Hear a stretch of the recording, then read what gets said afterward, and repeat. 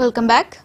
Piracy సినిమాలకు care of address గా మారిన ఐబొమ్మ, బప్పం టీవీలను హైదరాబాద్ సైబర్ క్రైమ్ పోలీసులు మూసివేయించారు. నన్ను ఆపలేరు, పట్టుకోలేరంటూ పోలీసులకే సవాల్ విసిరిన ఐబొమ్మ నిర్వాహకుడు రవి చేతులతోనే సదరు వెబ్సైట్లను క్లోజ్ చేయించారు.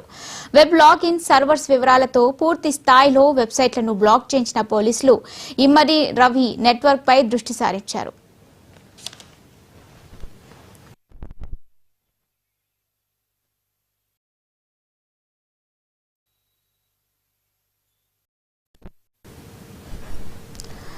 మమ్మల్ని ఆపలేరు, వెతకలేరు అంటూ పోలీసులకే సవాల్ విసిరాడు ఐబొమ్మ నిర్వాహకుడు ఇమ్మడి రవి. ఈ సవాల్ను సీరియస్ గా స్వీకరించిన హైదరాబాద్ సైబర్ క్రైమ్ పోలీసులు రవి కోసం వ్యూహాత్మకంగా దర్యాప్తు కొనసాగించారు.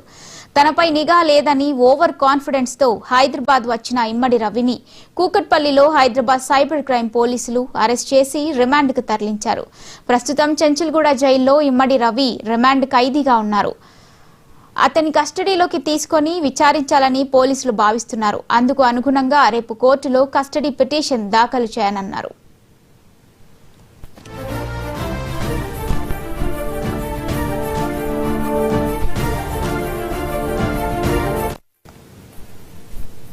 ఐబొమ్మపై సైబర్ క్రైమ్ పోలీసులు సుమారుగా 7 ఎఫ్ఐఆర్లు నమోదు చేశారు. Film chamber of commerce anti piracy విభాగం ఇచ్చిన ఫిర్యాదుతో పాటు సినీ నిర్మాతలు ఇచ్చిన ఫిర్యాదులతో 7 ఎఫ్ఐఆర్ నమోదు చేశారు. మరోవైపు సినీ ఇండస్ట్రీని టార్గెట్ చేసుకుని ఇమ్మడి రవి బెదిరింపులకు సైతం పాల్పడ్డాడు. థియేటర్లో రిలీజ్ అయిన సినిమాలను గంటల వ్యవధిలో పైరసీ చేసి ఐబొమ్మ, బప్పం టీవీలలో అప్లోడ్ చేస్తున్నాడు. దీనివల్ల తెలుగు సినీ పరిశ్రమ భారీగా నష్టపోయింది. ఒక్క 2024లోనే సినీ పరిశ్రమ పైరసీ వెబ్సైట్ల ద్వారా సుమారుగా 3,700 కోట్ల నష్టాన్ని మూటగట్టుకుంది.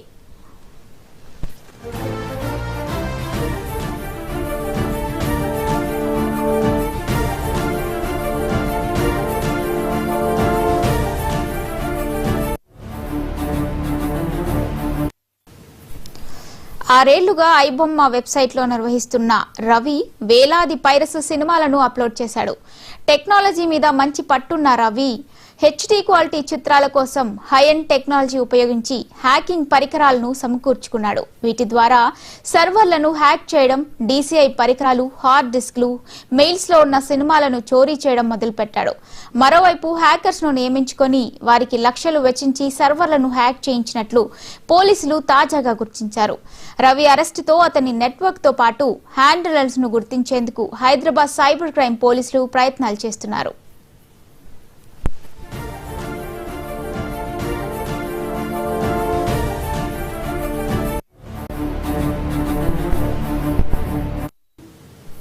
ఐబొమ్మలో ఐ అంటే రవి ఇంటి పేరని పోలీసులు గుర్తించారు. ముంబై యూనివర్సిటీలో ఎంబీఏ చదివిన ఇమ్మడి రవి అనంతరం ఓ సాఫ్ట్వేర్ కంపెనీ ఏర్పాటు చేసినట్లు పోలీసులు గుర్తించారు. బెట్టింగ్ యాప్స్ ప్రమోట్ చేయడంతో భారీగా డబ్బులు తీసుకున్న రవి ఆ బెట్టింగ్ కేసులో దర్యాప్తులో దొరికిన లింకుతోనే పోలీసులకు పట్టుపడ్డారు. బెట్టింగ్ యాప్ నిర్వాహకులు ఐబొమ్మ మధ్య భారీగా లావాదేవీలు ఇప్పటికే పోలీసులు గుర్తించారు. రవిని కస్టడీలోకి తీసుకుని విచారిస్తే ఈ కేసులో అతనికి సహకరించిన వారితో పాటు నెట్వర్క్ లోని మరికొందరు పేర్లు బయటపడే అవకాశం ఉందని పోలీసులు భావిస్తున్నారు. ఇందుకోసం కోర్టులో కస్టడీ పిటిషన్ దాఖలు చేయనున్నారు.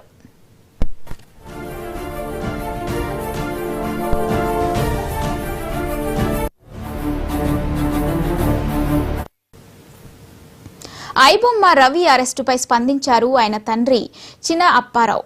బిఎస్ఎన్ఎల్ లో లైన్ మెన్ గా పనిచేసి రిటైర్డ్ అయిన రవి తండ్రి ఒంటరిగానే నివసిస్తున్నారు. రవి ఉద్యోగరీత్యా దాదాపు 15 ఏళ్ల క్రితమే హైదరాబాద్ వెళ్లిపోయాడు. అక్కడే ఉద్యోగం చేసుకుంటూ నగ్మా అనే ముస్లిం అమ్మాయిని ప్రేమించాడు. 2017లో రవికి హైదరాబాద్ లో వివాహం జరిగింది. వారికి ఒక పాప కూడా ఉంది. పెళ్లైన కొన్నేళ్లకు భార్యతో విడాకులు తీసుకున్నాడని రవి తండ్రి చెప్తున్నాడు. బిఎస్ఎన్ఎల్ లో లైన్ మెన్ గా రిటైర్డ్ అయిన చిన్న అప్పారావు వచ్చిన పెన్షన్ తో జీవనం సాగిస్తున్నారు.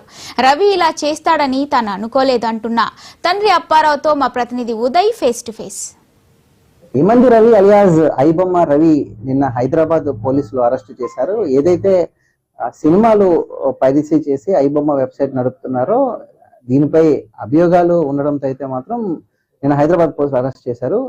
దీనిపై మనతో మాట్లాడడానికి రవి వాళ్ళ నాన్నగారు అప్పారావు గారు ఉన్నారు. సార్, ఏం చెప్తారు? మీ అబ్బాయి అరెస్ట్ అయిన విషయం మీకు ఎలా తెలిసింది? అసలు ఎలా ఉండేవాడండి రవి చిన్నప్పుడు? బాగానే ఉన్నాడు సార్. ఈ రోజు ఉదయమే తెలిసింది నాకు.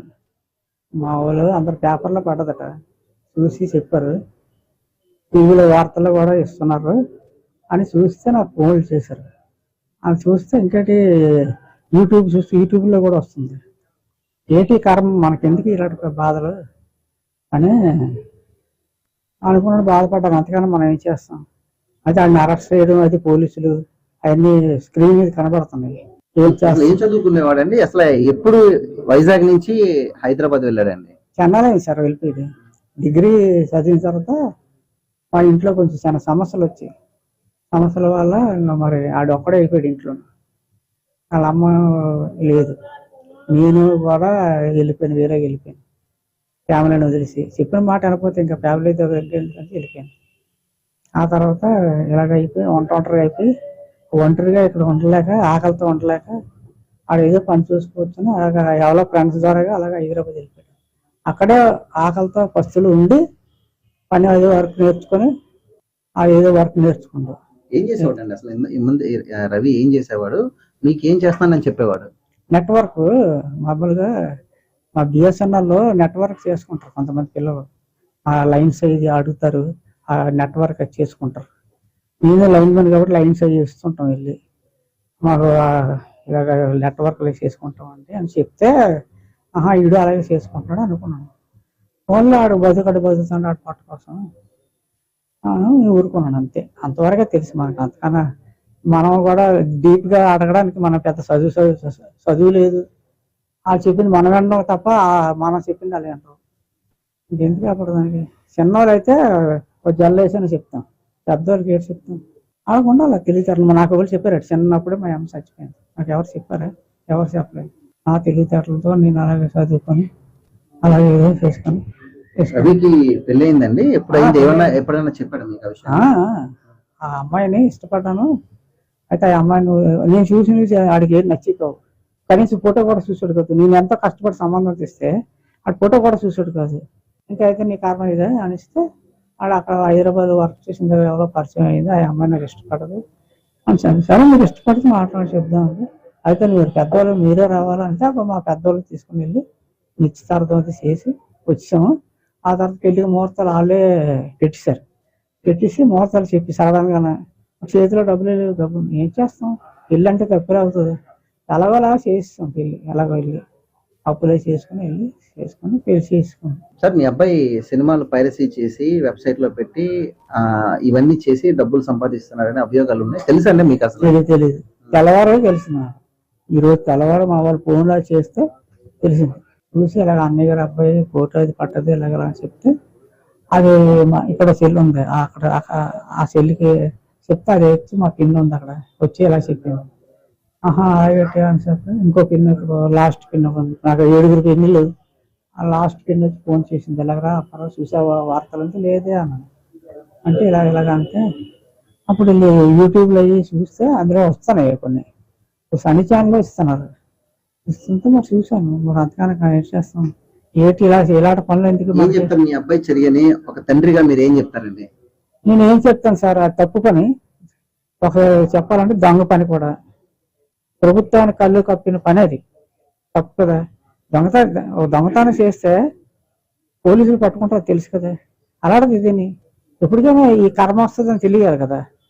మనం ఈ పని చేస్తాను ఈ రోజు చూడలేదంటే రేపైనా చూస్తారు పోలీసులు. అంత అమ్మాయికి ఇలా చూస్తారు కదా. అలా ఏదో రోజు పాపం పండిపోతుంది. పాపం పండిపోయినప్పుడు తెలిసిపోతుంది ఆటోమేటిక్గా. ఏది ఎల్లకాలం ఏది జరగదు. కష్టపడే రూపాయి తెచ్చుకొని మంచినీళ్ళు తాగినా తృప్తిగా ఉంటుందండి. ఎందుకు ఇలాంటి పనులు కదా. సరిగా మీతో ఎప్పుడు మాట్లాడాడు? ఎప్పుడు విశాఖ వచ్చాడండి రవి? త్వరగా వచ్చి 2 సంవత్సరాలు అంతా అయిపోయింది సార్. మీతో ఎప్పుడు మాట్లాడాడు చివరిసారిగా? ఒక 15 రోజులు అంతా మాట్లాడాడు. ఏం చెప్తుండేవాడా పలానా చేస్తాను? ఆడు చేయడు. ఫోన్ చేస్తే నేనే చేయాలి. ఆయన బాగున్నావు అంతవరకే. లేదంటే నాకు ఇలా కష్టం ఉన్నదని చెప్పుకుంటే ఆడు వచ్చి నాకు అన్నం వండిసి కూరలు తెచ్చేసి చేసి అలాగే ఏం లేదు. డబ్బులు పంపిస్తూ ఉండేవాడా మీకు? డబ్బులు ఆడు పంపించిన నాకు అక్కర్లేదు. నాకెందుకు కాదు. ఒకళ్ళు పంపించిన 100 పంపించాడు అనుకోండి, 1000 100 పంపించాడు చెప్పుతాడు. మనకెందుకు ఆ బాధ? ఆ కర్మ నాకు లేదు. ఈశ్వరుడు దేవులు నాకు ఏదో పెన్షన్ వస్తుంది. ఆ సార్ నాకు ఇంకేడ్ చేస్తా అంతకన్నా ఎక్కువ ఉంటే మాత్రం ఏడ్ చేసుకోవాలి నేను, కడుపు మీద కట్టించుకోలేను కదా. తిన్నంతకు ఇబ్బంది లేదు, చాలు. మందులుగా కొనుక్కోవడానికి సరిపోతాయి డబ్బులు, ఇంకేడ్ చేయాలి సార్. ఏం చేయాలంటారు? మీ అబ్బాయికి శిక్ష పడే అవకాశం కూడా ఉంది, ఎందుకంటే మీ అబ్బాయి బెట్టింగ్ యాప్స్ ప్రమోట్ చేసేయడం ఇలాంటివన్నీ చాలా చేశాడు. అవన్నీ తలలోపుల పనులండి. శిక్ష పోలీసులకి చెప్పే, ప్రభుత్వానికి చెప్పినంత పెద్దవాడిని కాదు నేను. వాడు పెద్దోడేమో కానీ నేను పెద్దోడిని కాదు. చట్టానికి నేను పెద్దోడిని కాదు. చట్టానికి తల వంచే ఉంటాను. ఏం చేసినా చట్టం దయ్యా. కాబట్టి నేనేమి వాడిని శిక్షించొద్దన్నాను, శిక్షించమన్నా. వద్దు శిక్షించొద్దంటే పోలీసులు ఊరుకుంటారు, ఊరుకోరు కదా. వాళ్ళ పనులు చేస్తారు. ఒక తండ్రిగా ఏమైనా చెప్పాలనుకుంటున్నారు? నాకు ఈ కర్మ వచ్చింది రా దేవుడు అనుకుంటున్నాను, అంతే. అంతగానే ఎందుకు నా కర్మాన్ని నేను బతుకుతున్నాను, తిన్నంతకి లేకుండా ఉంటున్నది. నాకు ఎందుకు ఈ కర్మ నేర్చుకునేవి, పెళ్లి చేసుకోకుండా ఉంటే ఎంత బాగున్నా అనిపిస్తుంది అసలు. మీకు ఎంతమంది పిల్లల్ని? ఓ బాబు పాప. పాప ఏం చేస్తుంటారు? మ్యారేజ్ అయిపోయింది, మరి ఆయన తీసుకుని వెళ్ళిపోయాడు. చాలా దూరంలో రవి పలానా దగ్గర ఉన్నాడని ఎప్పుడైనా చెప్పాడా మీకు? అంటే విదేశాల్లో ఉంటున్నట్టు తెలుస్తుంది. విదేశాలు కాదు, హైదరాబాద్ లోనే అపార్ట్మెంట్ లోనే. హైదరాబాద్ వెళ్ళారా? పెళ్లికి వెళ్ళాము కదా, పెళ్లికి వెళ్ళాము, నిశ్చితార్థానికి వెళ్ళాను. మళ్ళీ రమ్మన్నాడు, ఇక్కడ అలాంటి బాధలు పడతాను నీకు తెలుసా అంటే, నేను ఎందుకు అంత బాధలు పడతాం, వచ్చి నా దగ్గరికి అన్నాడు. అనలేదని నేను అన్నా. వచ్చి మళ్ళీ ఇది సొంత ఊరు, తాతలు ఇక్కడే పుట్టారు, ఇలాంటి ఊరు ఇది. నేను చచ్చిపోతే 10 మంది వస్తారు, ఈ ఊరు అందరూ వస్తారు, అక్కడ వాళ్ళు వస్తారు. కాబట్టి అలాంటి ఊరిని వదిలేసి నేను వెళ్ళడానికి ఇష్టపడలేదు. చివరికి ఏమైనా చెప్పాలనుకుంటున్నారా? వీళ్ళని చూసి 10 మంది బుద్ధి తెచ్చుకోవాలండి, అంతకన్నా నేను చెప్పేది. బుద్ధి ఒకటి చెప్పేదేటండి, మనకు లేదేటండి. ఇప్పుడు నేనున్నాను, మీరున్నారు, ఇలా కొట్టి చంపి అంతే చంపే మనం వెళ్ళి కొట్టేస్తామేటి. మనకి అన్నం తింటున్నాం, గడి తింటున్నాం తెలుసా. మనకు లేదా బుద్ధి? మనం చదువుకున్నాం, పెద్దలేము. నాకు చిన్నప్పుడు మా అమ్మ చచ్చిపోయింది, నాకు ఎవరు చెప్పారటి? నాకు ఎవరు చెప్పలేదు. మరి ఆ మాత్రం మనిషి ఆడుకు కదా, మనిషే కదా, చదువుకుంటు కదా, చదువుకుంటే మేధావి కదా, ఇలా పనులు చేయొచ్చు. ఎప్పటికైనా ఇది ప్రమాదకం అని తెలుస్తుంది కదా, చేసేటప్పుడే తెలుస్తుంది మనకి ఇది ప్రమాదం అని. అలాంటి పనులు చేయకూడదు, తప్పది. సరే, ఒక తండ్రిగా అయితే మాత్రం నాకు ఎందుకు ఈ పరిస్థితి వచ్చింది అంటూ కూడా ఆవేదన వ్యక్తం చేస్తున్నారు రవి నాన్నగారు అప్పారావు. ఏదైతే ప్రభుత్వానికి కళ్ళు కప్పి అన్యాయంగా ఏదైతే చేశారో దానికి ఒక శిక్ష అయితే పడాలి. దయచేసి యువత ఇలాంటివి ప్రోత్సహించవద్దు, ఇలాంటి తప్పుడు మార్గాల్లో వెళ్ళొద్దు, తల్లిదండ్రులకి బాధ పెట్టద్దు అంటూ కూడా బాధను వ్యక్తం చేస్తున్న పరిస్థితి. చిన్నప్పటి నుంచి కూడా ఎంతో బాగా చదువుకుని ఉద్యోగరీత్యా హైదరాబాద్ వెళ్ళేవారు. అప్పుడప్పుడు ఫోన్ చేయడమే తప్ప పెద్దగా నాకు అందుబాటులో కూడా లేడు. ఒక్కసారి మాత్రం పెళ్లికి మాత్రం హైదరాబాద్ వెళ్ళినట్టయితే ఫాదర్ చెప్తున్న పరిస్థితి. ఏదైనప్పటికీ రవి అరెస్టు, రవి మూలాలు విశాఖలో దొరకడం ఇప్పుడు సంచలనంగా మారింది. ఇప్పుడు ఈ రవికి సంబంధించి కూడా కీలక విషయాలు సేకరించే పనిలో పోలీసులు ఉన్నారు. దీని వెనకాతలు ఎవరెవరు ఉన్నారో తేల్చే నిగ్గు తెచ్చే పనిలో హైదరాబాద్ పోలీసులు విచారణ సాగిస్తున్నారు. వీడియో జర్నలిస్ట్ ఉదయ మహా న్యూస్ విశాఖ నుంచి.